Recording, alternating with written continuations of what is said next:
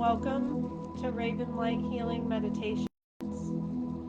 I'm Brenna, and this is my 100-day Sit for Peace Meditation Challenge. Today is day 42, so let's practice.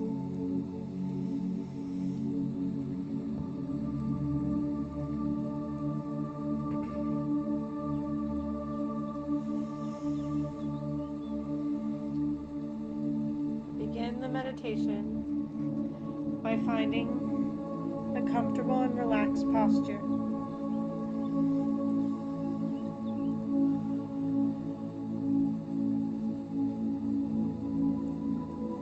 Sitting up straight, relaxing the shoulders and the jaw, softening the forehead. Look straight ahead and close your eyes.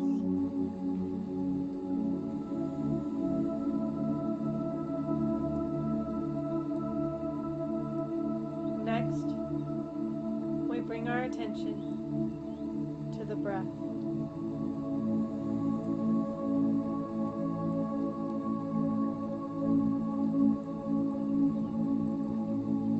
And with each breath, we want to allow the body to relax deeper and deeper into stillness.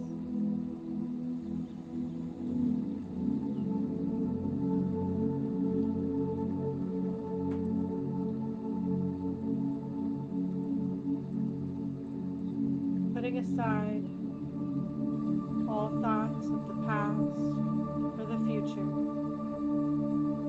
and inhabiting the present moment.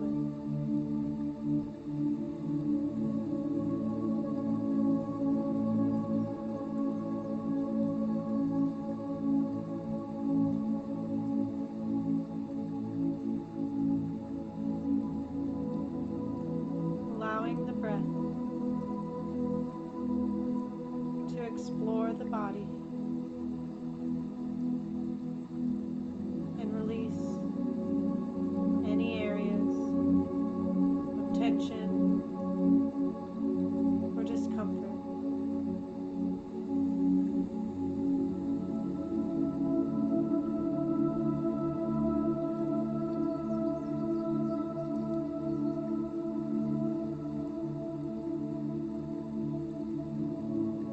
When you notice an area that feels tense or uncomfortable, breathe into that area and say with the mind, relax.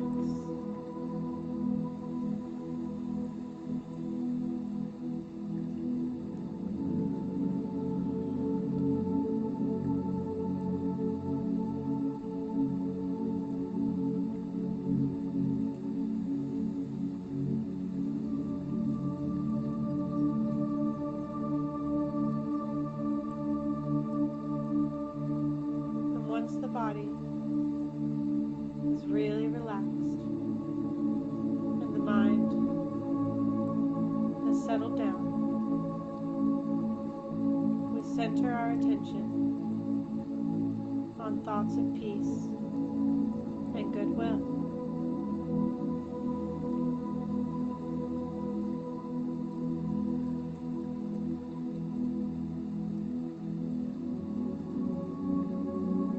Inviting in the peace that naturally lives inside us.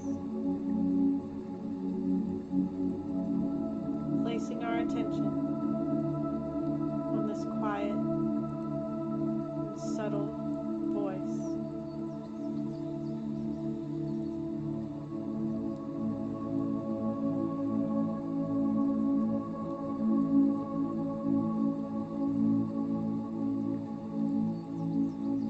Allow thoughts of peace and goodwill to fill you up.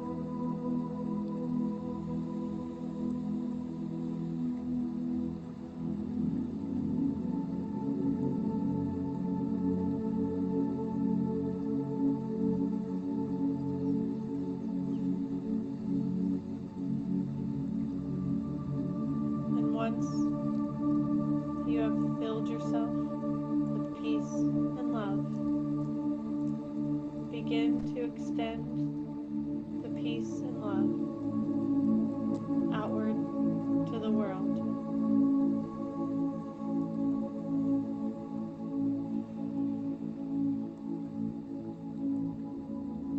To our friends and our family.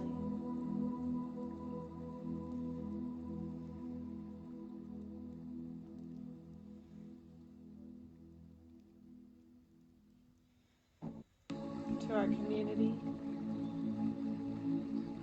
To everyone across the globe.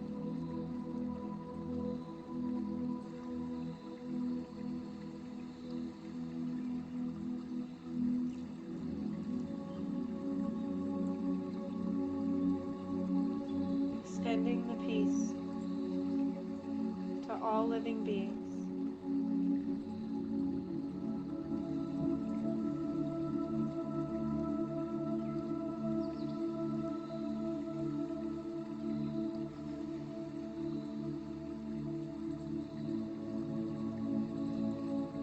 Imagine the earth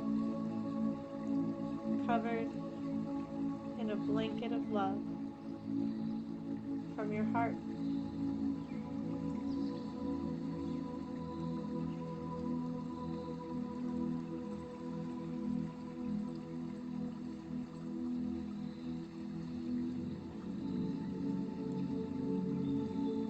Inner peace is a transformative power in the world.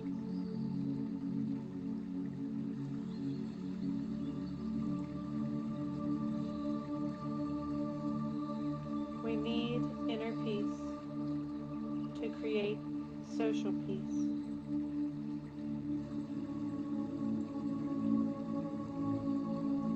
And we can use meditation to reach this inner peace.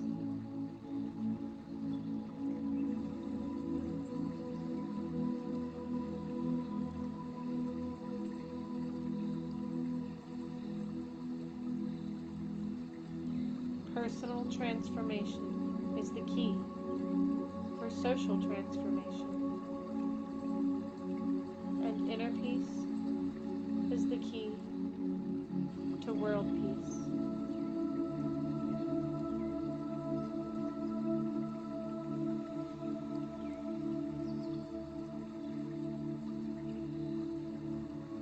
In the world right now, many of us are wondering what we can do to create change. And this is what we can do. Our own inner work.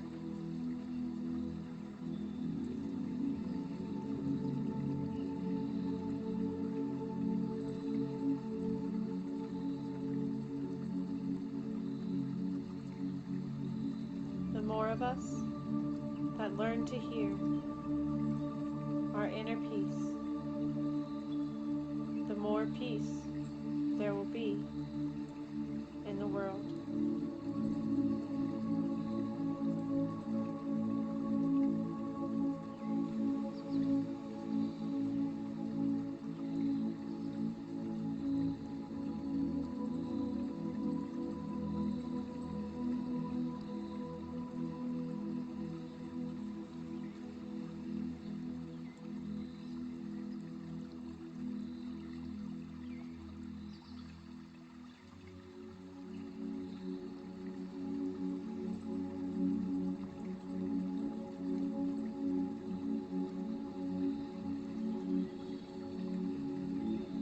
The divine truths of the universe come down to cause and effect, skillful and unskillful. When we draw it back to the present, it's about the things that we do in every moment.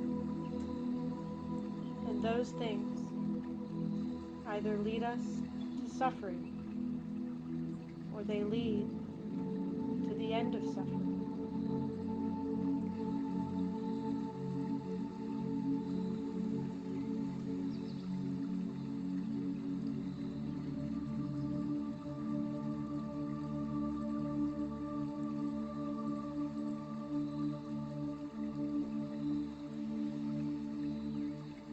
We shape our experience much more than we might imagine. And insight lies in seeing precisely that fact. Seeing what we're doing to shape our experience.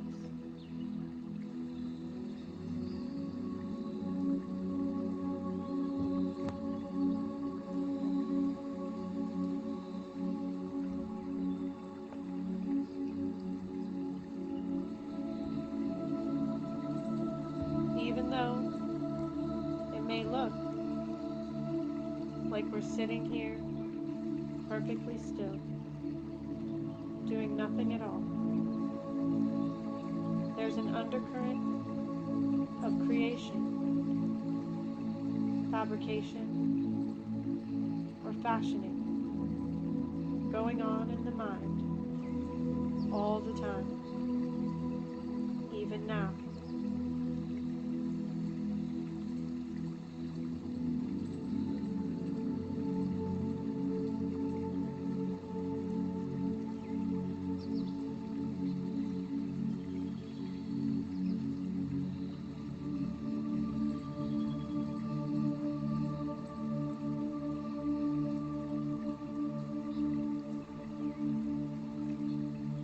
Mindfulness and insight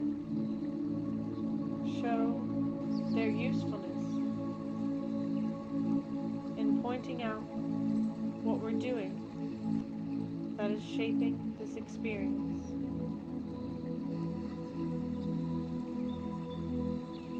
And our observation shows us where we're doing it in unskillful ways so that we can learn to do it more skillfully.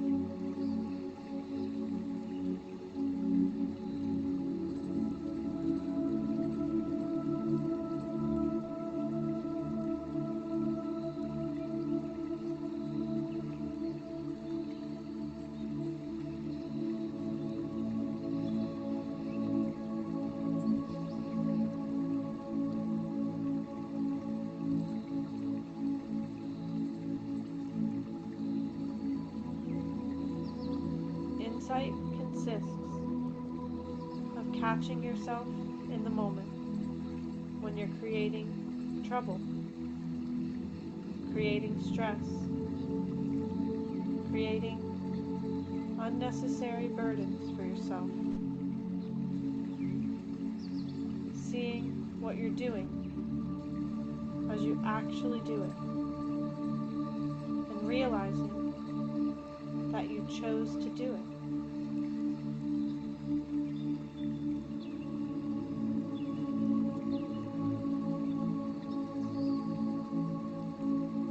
If we don't like the effects, we can change the things that cause them. But first, we need to develop our mindfulness so we can see these things happening in the present moment.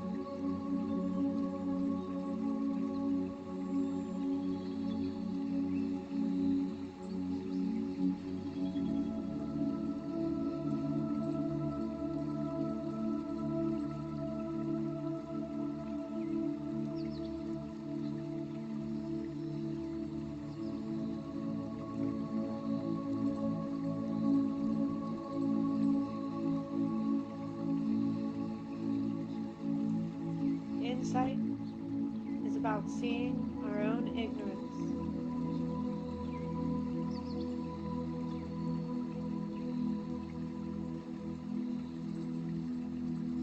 knowing that we've been doing things that we don't have to do, that create suffering for ourselves and the people around us.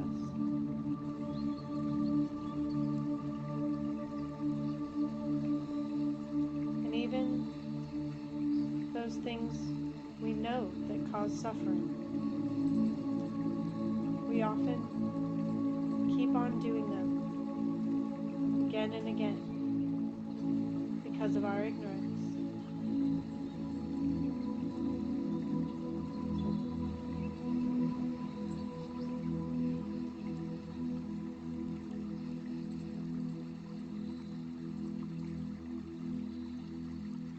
Meditation teacher that I studied with, Ajahn Willie,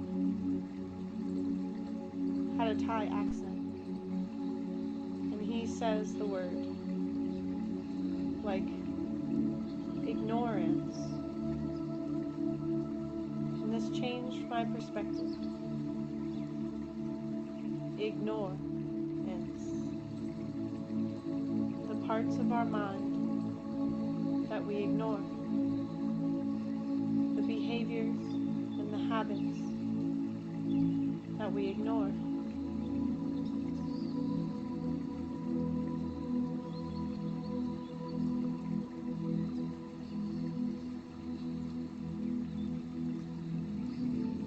We don't like to think of ourselves as ignorant, but we are.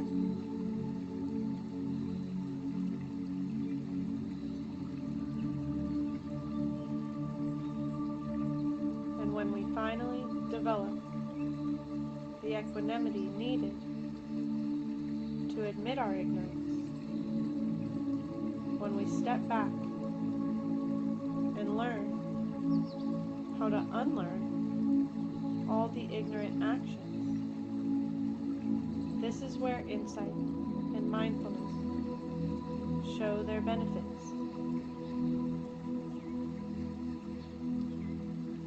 It can teach us to fashion things in a new way, a better way,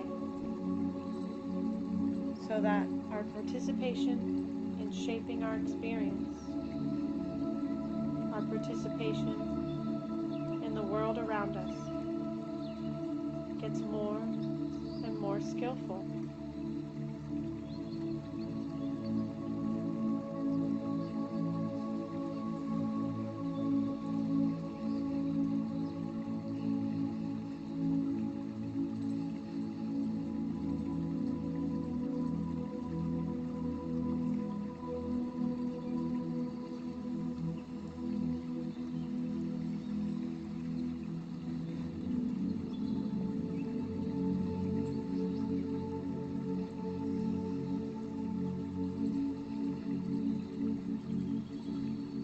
There are many other teachings on meditation and religion,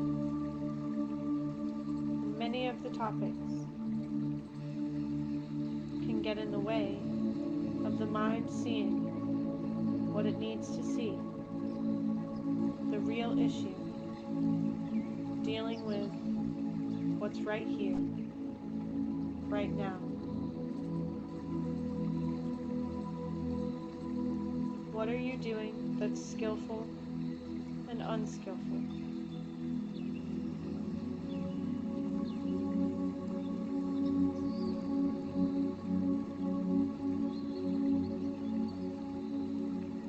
Can you learn to act more skillfully?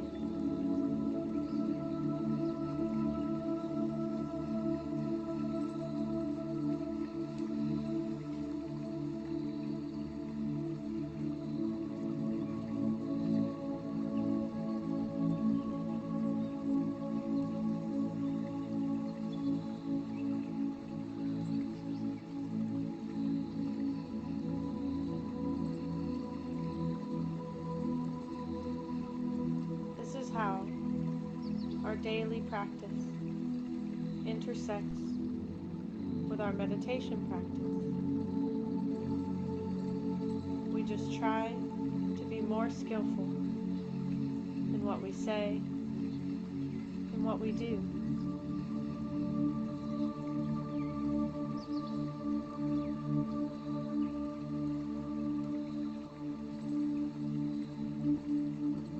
We develop the habit of being very clear about what our intentions are,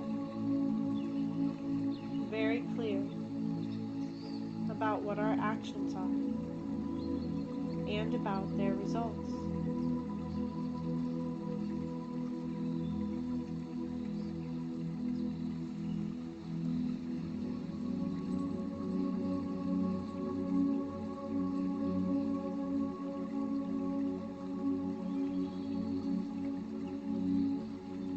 When we develop a mindful attitude in our external actions, and then bring it into the meditation,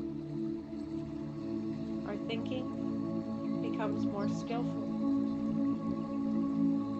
more expanded.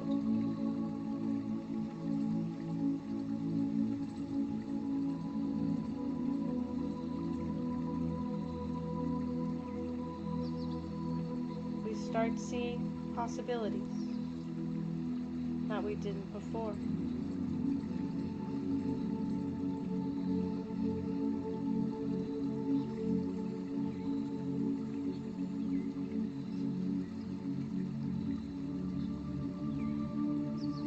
And at the same time, as we develop in the meditation, we get more sensitive to our external actions as well.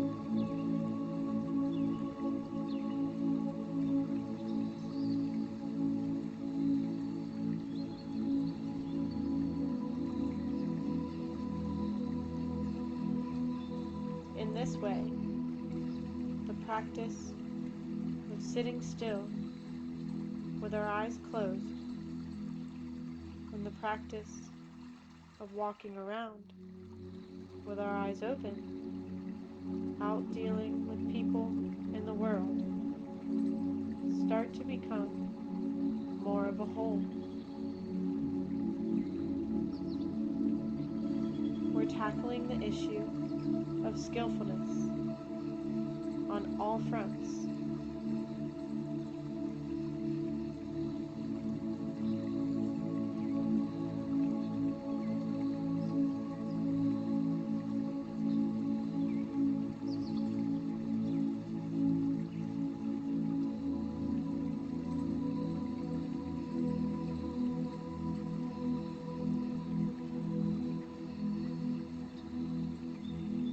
Our goal is to make this thread connecting everything we do as we practice. And this thread spreads out into our daily life.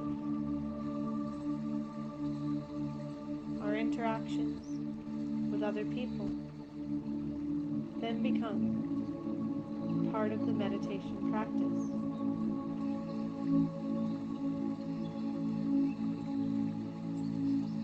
The work we do also becomes part of the practice. Everything we do and say and think can become part of your practice if we approach every activity with the question, what's skillful here and what's not skillful here? What choices do I have?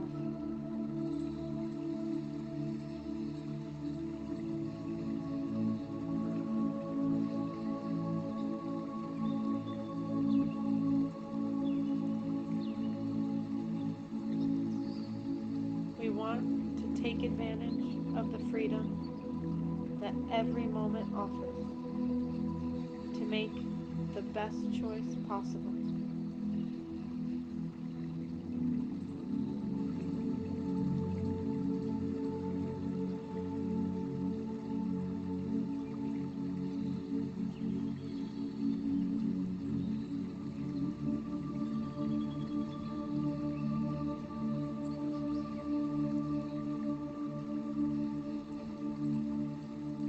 When issues come up in daily life, try to approach them as a meditation.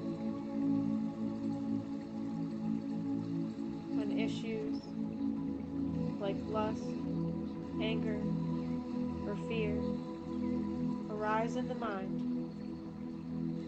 Allow it to be an opportunity to approach these things skillfully.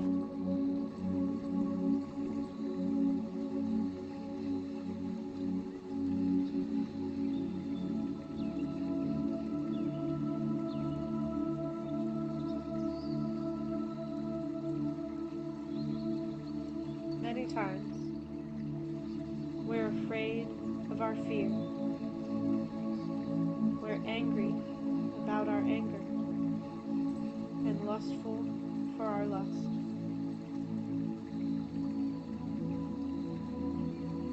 In other words, we approach these unskillful mental states in unskillful ways, and that simply adds to the problem.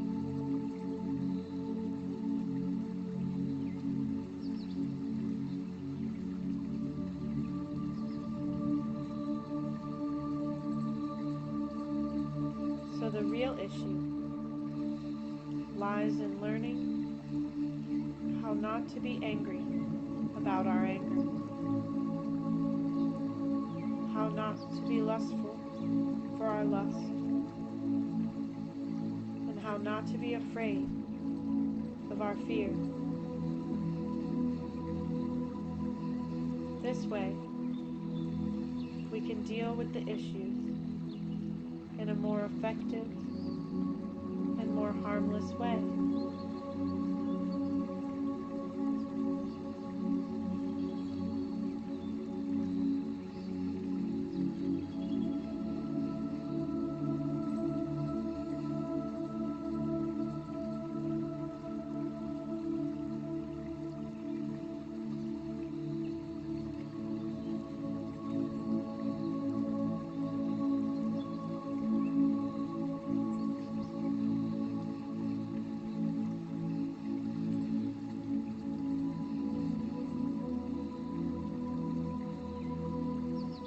Let's take anger, for example.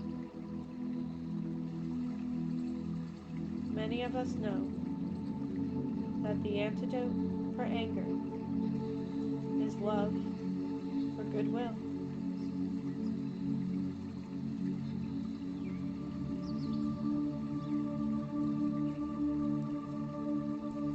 There are a wide range of tools and approaches available for dealing with anger.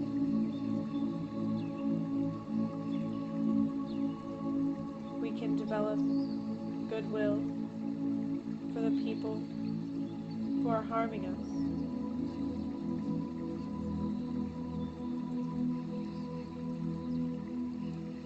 And we can develop the sublime attitudes.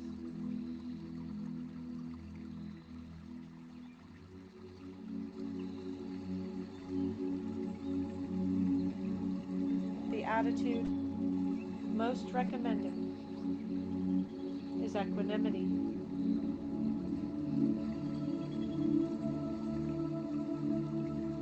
Equanimity is a form of neutrality, of observation.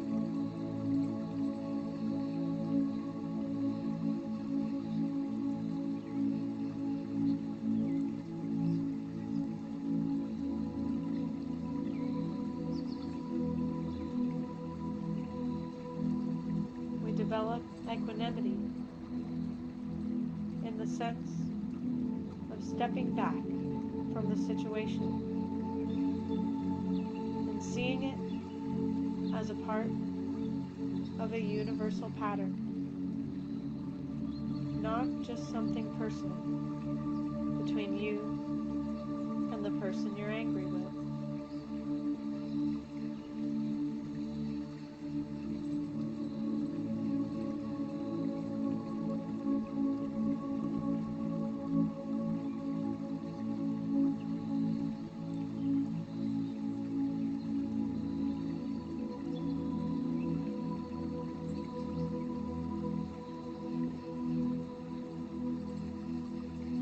One of the traditional ways to develop equanimity is to contemplate the principle of cause and effect, and to know that our actions and what we do are important. Every action causes a result.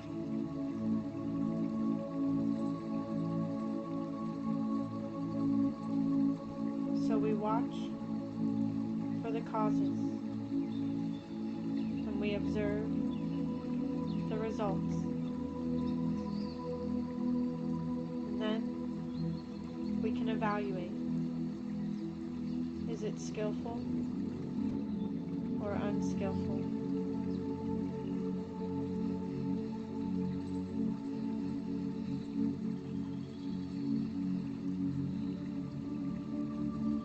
Does it lead to suffering or away from suffering?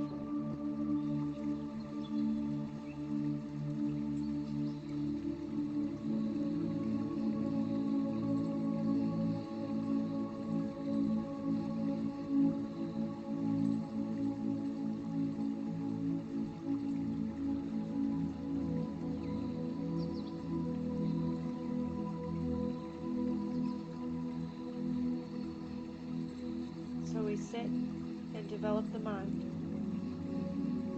training it to see, to evaluate, and to be fully present.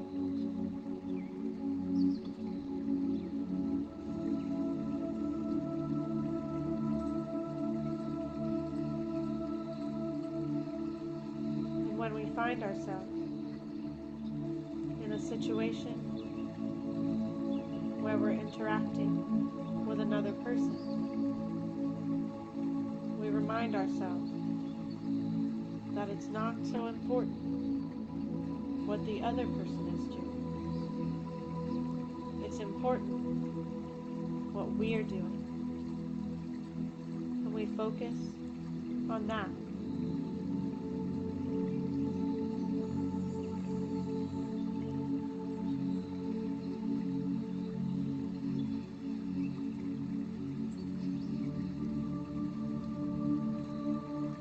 Can we respond skillfully to anger and stress?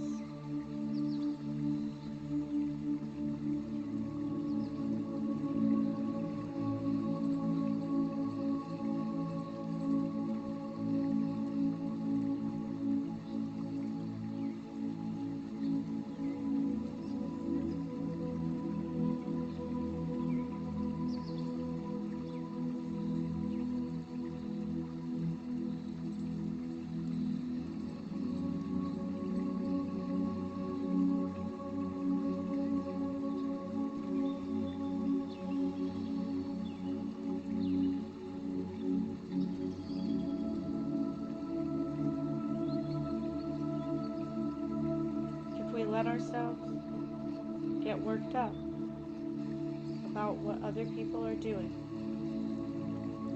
how often they've done it, and how they do it again and again, if we carry those thoughts around, we make it more and more difficult to deal with our response in the present moment.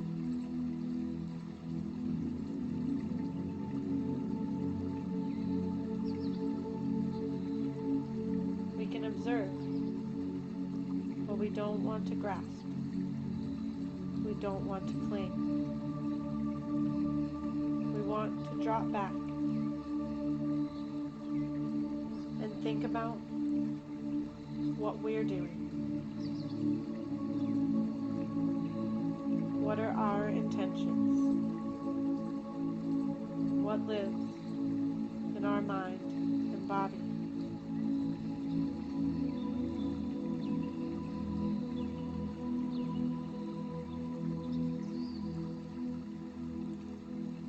And these are moments where we get to decide,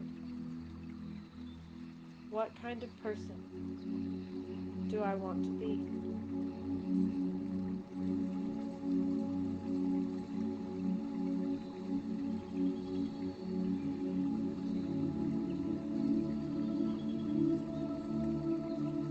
how do I want to respond to the anger, greed, lust, and hatred of others?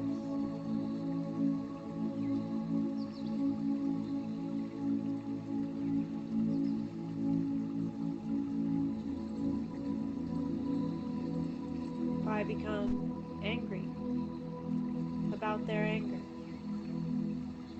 does that make me different than them?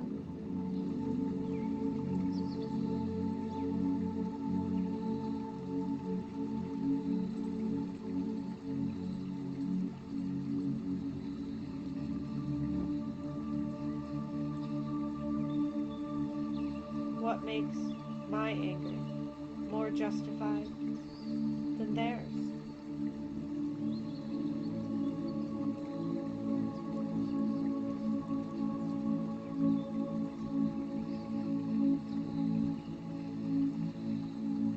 Or is it all simply anger bouncing around in the world, back and forth from each person?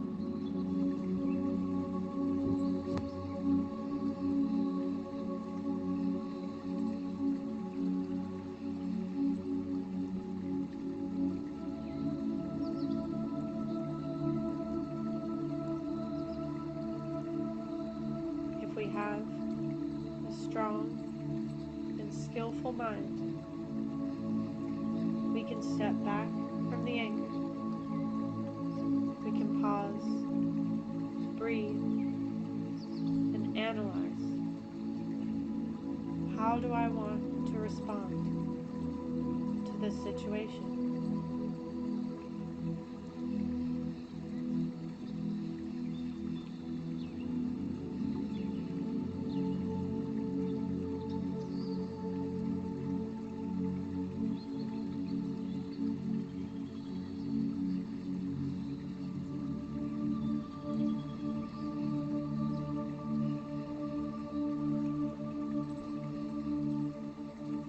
We can calm the mind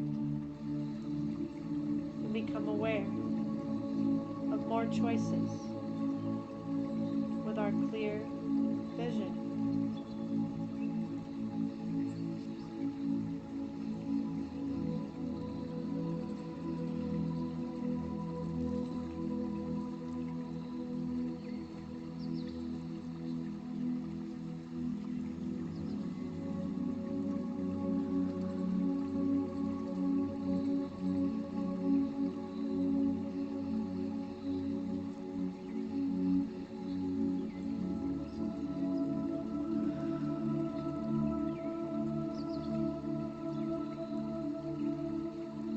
It can also be useful to divide the anger into three parts.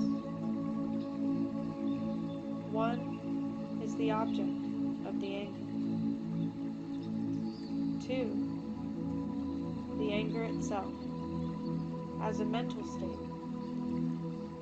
And three, the physical manifestations of the anger.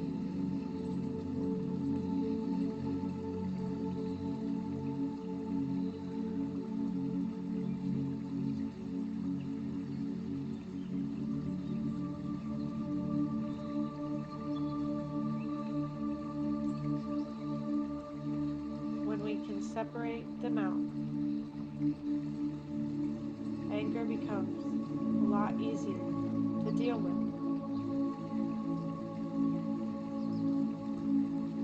It becomes less absorbing. We can observe it.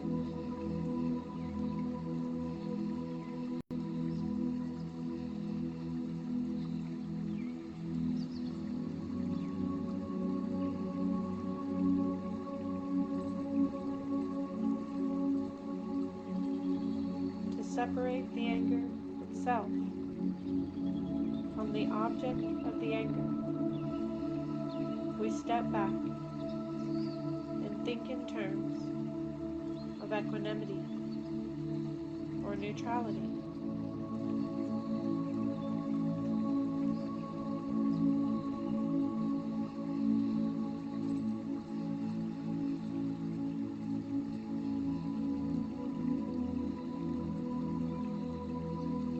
recommended that we look at it with a universality of our problems. This is just a pattern taking place in the universe. We don't have to take ownership of the anger.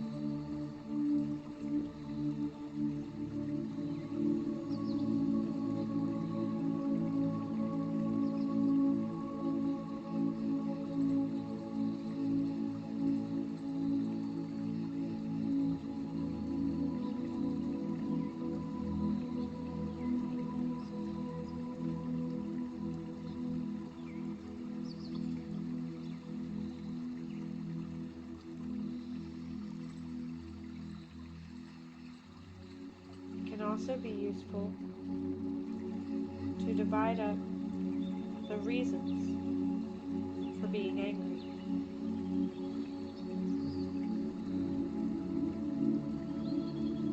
One reason for being angry is that we say, this person has done something harmful to me, or has done something harmful to people I love. Or perhaps the person has done something helpful to people we don't like.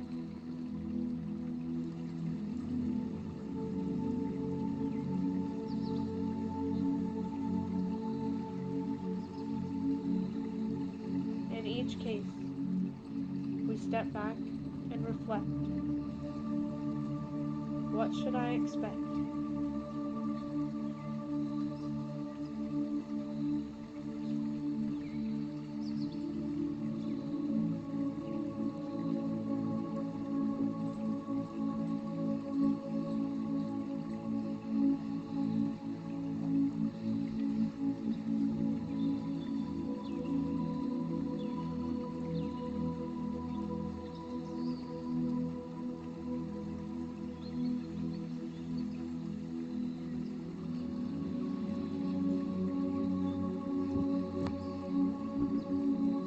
When we stop and think in that way, the simple act of stepping back from the situation and putting it into a larger framework can provide some new perspectives.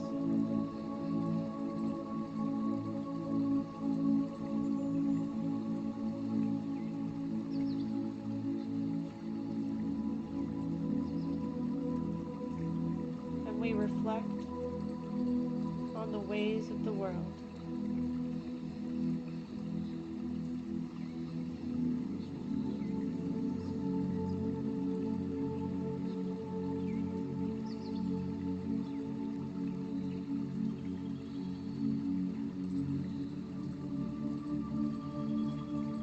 We begin to realize that no matter what we do, any action is bound to displease at least one person. And this is the kind of world we're born into.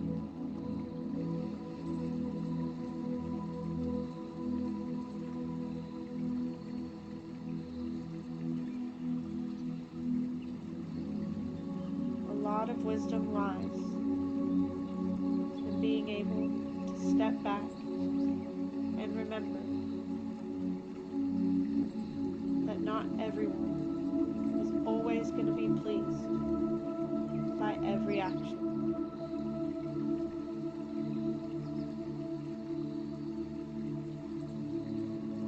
And that's okay.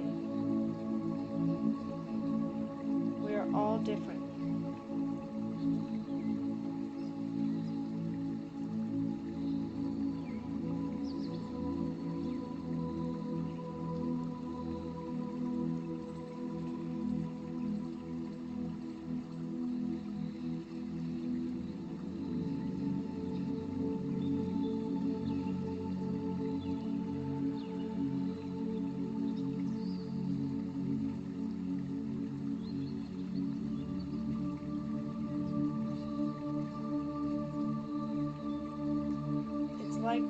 developing a bird's eye view. We're walking the path, but it's shadowy and dark. We can't see into the distance.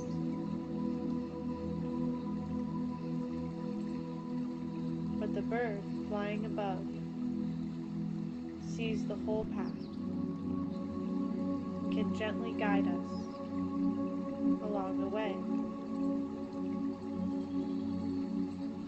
So we allow ourselves to rise up to this perspective, as if watching our life like a movie.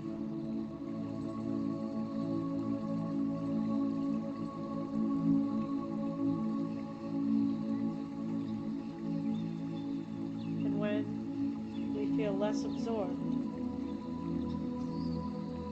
less involved, we can begin to see other perspectives, other possibilities. We realize that we have a choice in the way we respond to the world.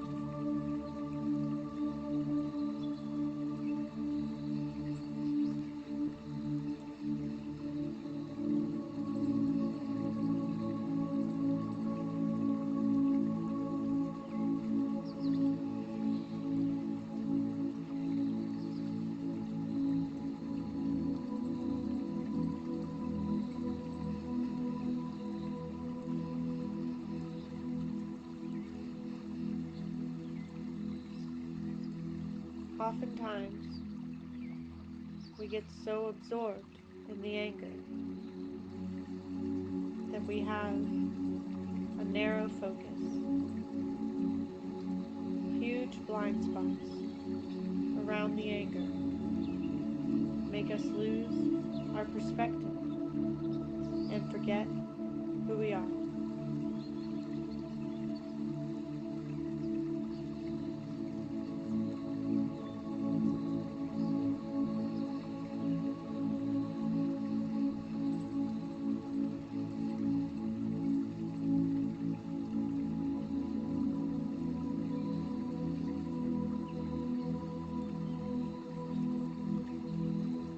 We can get extremely courageous in unskillful ways when we're angry, because the fear of the consequences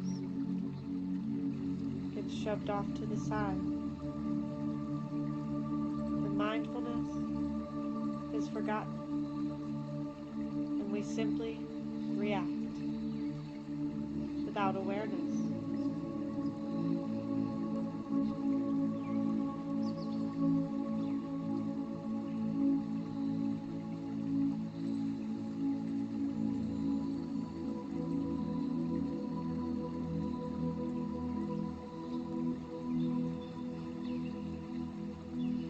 So a good tool when dealing with anger is to take the larger viewpoint, to train the mind to see the situation in a larger framework, as a universal pattern.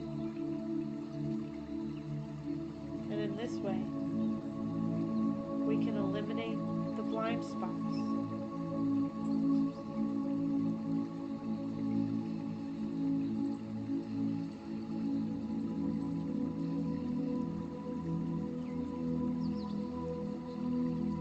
Within this framework, our anger becomes something we don't want to act on.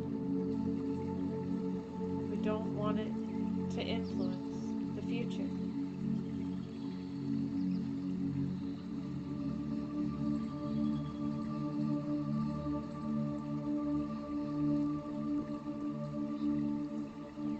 If you know that you're the heir of your actions, don't want to inherit any action done with an unskillful state of mind.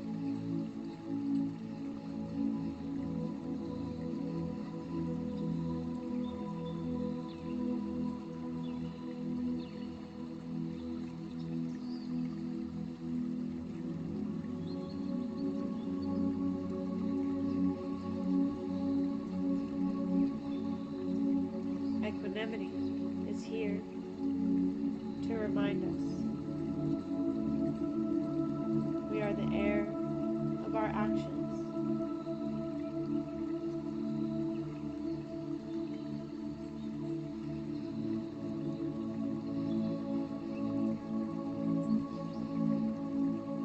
And this is when we can turn and focus on the object of anger itself that lives within the mind.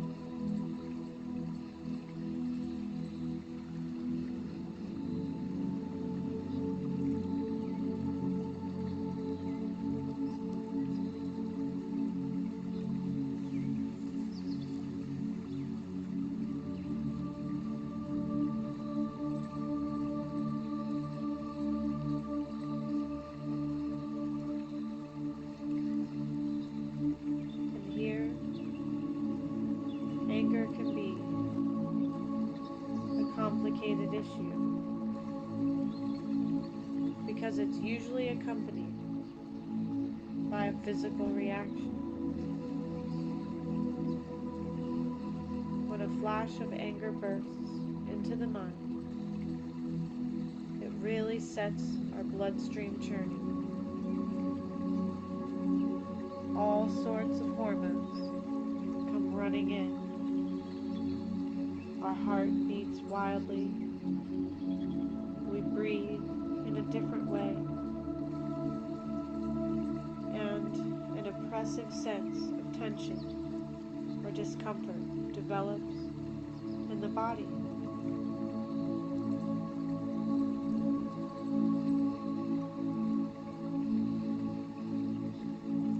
It's natural that our immediate reaction is that we'd like to get rid of the discomfort,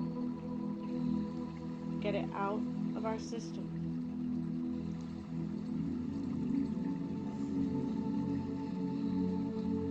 This we can do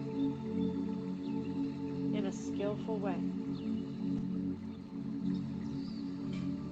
But if we try to get it out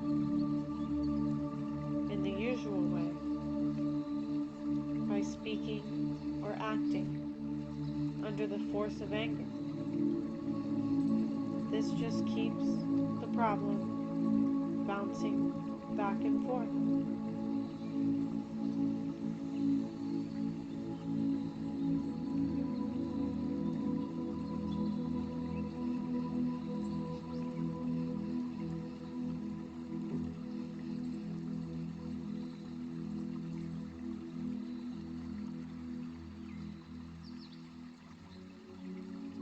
The key is learning to use up this negative energy in a positive way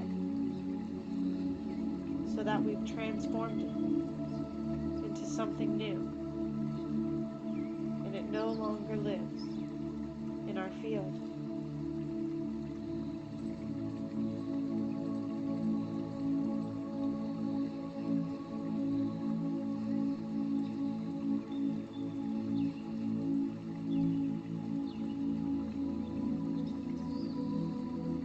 As we begin to heal, the first obstacle we come up against is the karma of our past. And this can cause all sorts of uncomfortable emotions. So training the mind with mindfulness allows us to manage these emotions in a skillful way so that we can be resourceful and use use up the energy of our karma in a way that we prefer.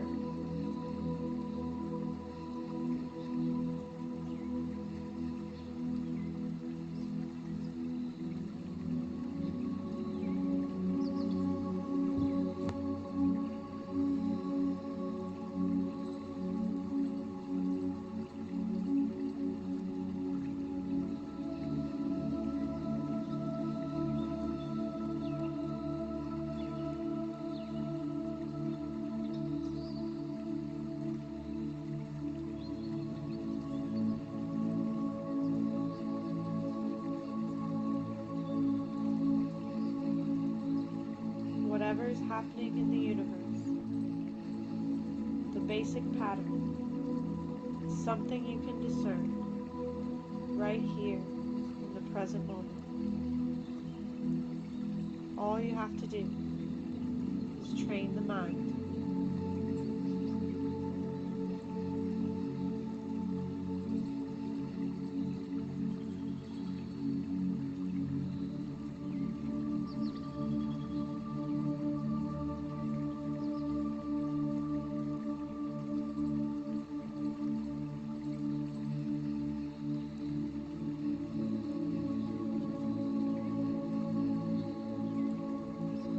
And as we sit and get to know our mind, we begin to see all the places where unskillful actions are causing suffering in our lives. That's the benefit of the practice of sitting in stillness.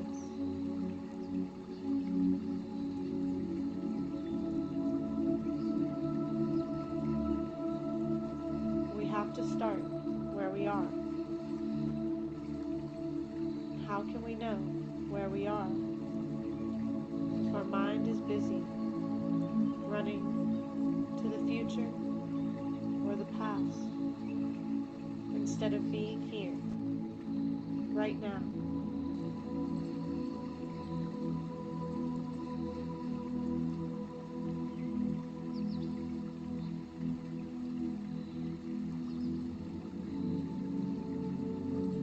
The present moment is where all the opportunity for improvement lies.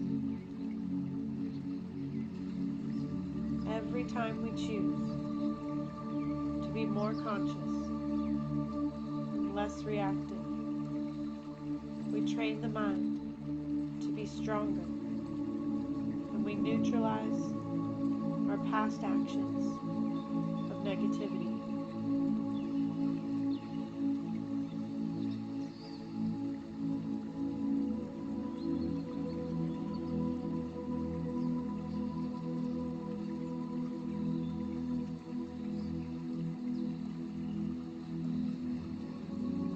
May we practice mindfulness throughout the day, being mindful of our breath, our thoughts, our words, and our actions. In this awareness, we find the stillness of peace.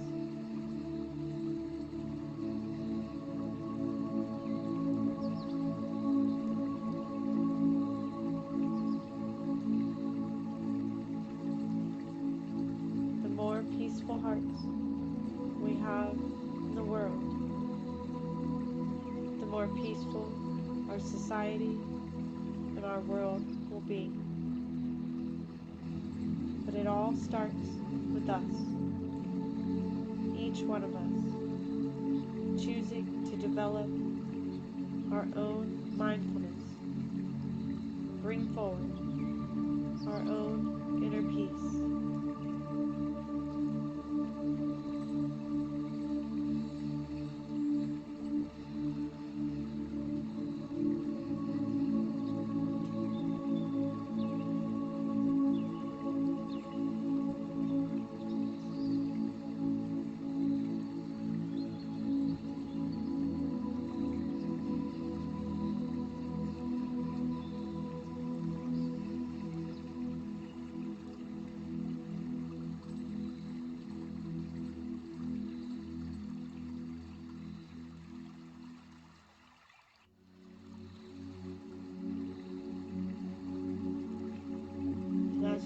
forward into your day.